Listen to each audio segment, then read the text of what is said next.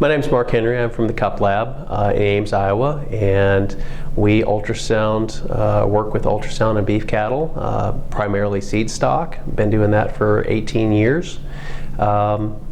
Today I gave a presentation specifically talking about heifer scanning and how that can impact genetic change within your herd and how that can impact genetic change even within a commercial herd as well.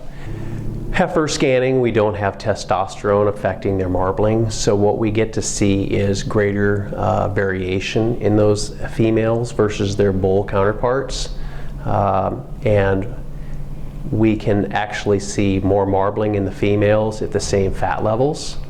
So that allows for the EPDs to reflect that and for you to be able to actually select more for outlier type cattle, whether they be on the top end or whether they be on the bottom, to either remove or to accentuate those cattle in your herd. We talked about that. We talked a little bit about new models and new technology that Cup Lab has brought to bear in the last 2 years that allows us to be more accurate with our predictions when we compare to carcass, higher correlations, and specifically what we're seeing is more outlier identification. Like I said, higher IMFs, lower IMFs, we're identifying those cattle a lot better than we have in the past. The phenotypes for being able to build the genomic predictors, obviously ultrasound is a key predictor and used in the development of the genomic predictions for carcass traits. So they, along with carcass data, help build those genomic predictions and help them identify new markers that they can use to identify these cattle better and increase the accuracy of the EPDs.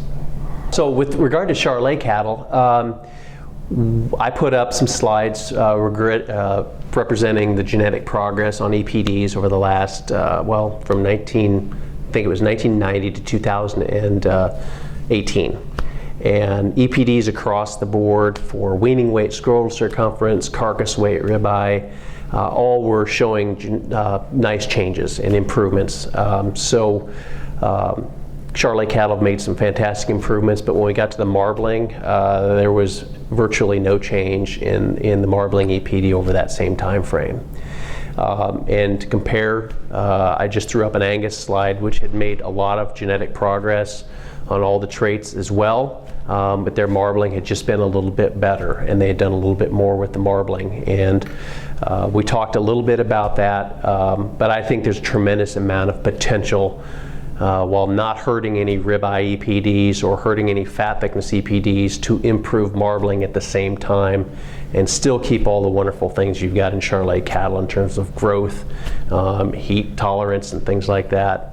Keep those all going the right direction. But I do think Charlet cattle have a lot to add to the commercial industry. If we can improve their marbling, it's just going to be a win-win for Charlet producers and for feedlots.